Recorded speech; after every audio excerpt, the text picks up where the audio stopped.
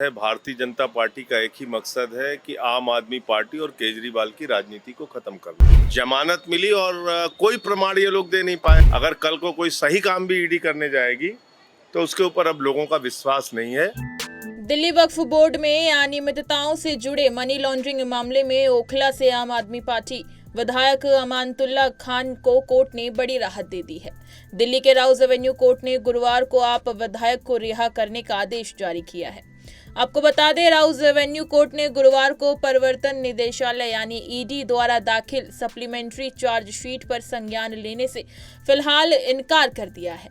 Court ने उन्हें 1 लाख रुपए के बॉन्ड पर रिहा करने का आदेश दिया। इस दौरान कोर्ट ने कहा कि मामले में मरियम सिद्दीकी के खिलाफ कोई भी सबूत नहीं है। इससे पहले 29 अक्टूबर को ईडी ने अनियमितताओं से जुड़े मनी लॉन्ड्रिंग मामले में अमानतुल्लाह खान के विरुद्ध पूरक आरोप पत्र दायर किया था। ईडी द्वारा दायर 110 पेज के पूरक आरोप पत्र में मरियम सिद्दीकी का नाम भी शामिल था। हालांकि इस मामले में मरियम सिद्दीकी को आरोपित के रूप में गिरफ्तार नहीं किया गया था।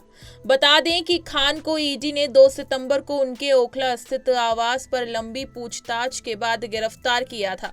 इसके बाद से वो न्यायिक हिरासत में थे। अमानतुल्लाह ने मनी लॉन्ड्रिंग मामले में अपनी गिरफ्तारी को दिल्ली हाईकोर्ट में चुनौती दी और साथ ही ये मामला हाईकोर्ट के समक्ष लंबित भी है। सीबीआई और दिल्ली पुलिस की 3 शिकायतों से जुड़ा है। ईडी ने मामले में दाखिल आरोप पत्र में 5 लोगों को आरोपित बनाया और इसमें अमानतुल्लाह के 3 सहयोगियों जिशान हैदर, दाऊद नासिर और जावेद इमाम सिद्दीकी को शामिल किया गया था। ईडी ने कहा था कि ये तलाशी कर्मचारियों की अवैध भर्ती और 2018 से 22 के दौरान दिल्ली वक्फ बोर्ड संपत्तियों को गलत तरीके से पट्टे से जुड़ा है। इस दौरान अमानतुल्लाह खान वक्फ बोर्ड के अध्यक्ष थे। वहीं साथ ही आगे आपको बता दें, अमानतुल्लाह खान की क्रिया को लेकर संजय सिंह ने क्या कुछ कहा, देखिए ये खास रिपोर्ट। भारतीय जनता पार्टी का एक ही मकसद है कि आम आदमी पार्टी और केजरीवाल की राजनीति को खत्म करना।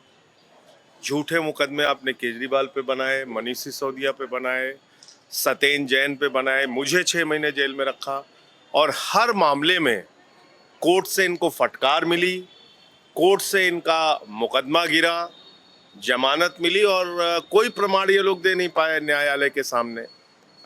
मैं ऐसा मानता हूं कि अभी भी जो ईडी की भूमिका है वो नरेंद्र मोदी जी के हाथों पे नाचने वाली एक कठपुतली के समान है और अब उनका मजाक भी उड़ रहा है।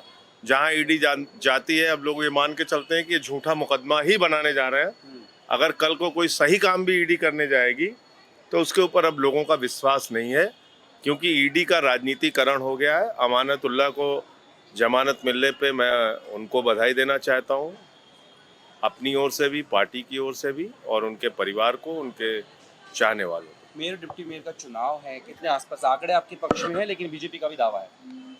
तो बीजेपी तो इसी काम में मशहूर है। हमारे पास 142 की संख्या है, उनके पास कुल 120 के आसपास की संख्या है। उसके बावजूद वो कह रहे हैं कि हम जीत सकते हैं। तो जो उनका काम दूसरे राज्यों में रहता है उस प्रयोग में लगे होंगे। यहाँ पे कैसे नंबर बढ़ जाएगा उनका, उसी प्रयोग में लगे होंगे वो लोग। सीनियर मोस्ट मुकेश गोयल जी हैं, लेकिन सत्य शर्मा को बनाया गया प्रेसिडेंट। ये तो हर बार कर रहे हैं, ये पिछली बार भी यही किया था इन्होंने। तो क्या उससे जीत गए? नहीं जीत पाए, इस बार भी हारेंगे। कांग्रेस बायकॉट कर रही है इस चुनाव का, तो क्या लग रहा है इससे फायदा क्या बीजेपी को हो सकता है? नहीं, बीजेपी को फायदा नहीं हो सकता है, लेकिन उनको बीजेपी के खिलाफ खड़े होना चाहिए। अगर आप कहते हैं कि आप बीजेपी के खिलाफ हैं तो बीजेपी के खिलाफ खड़े होइए। आप बीजेपी के खिलाफ तो खड़े नहीं हो रहे हैं। अभी महाराष्ट्र के अंदर चुनाव हो रहा है तो जो इंडिया गठबंधन के प्रत्याशी हैं, महाविकास आघाड़ी के, हमारे कार्यकर्ता तो सबके लिए प्रचार कर रहे हैं। अगर यहाँ आज की तारीख में बीजेपी हमसे लड़ रही है तो बीजेपी के खिलाफ कांग्रेस को भी खड़ा होना चाहिए। नहीं खड़े हो रहे हैं, उनसे पूछिए क्यों नहीं खड़े हो रहे हैं।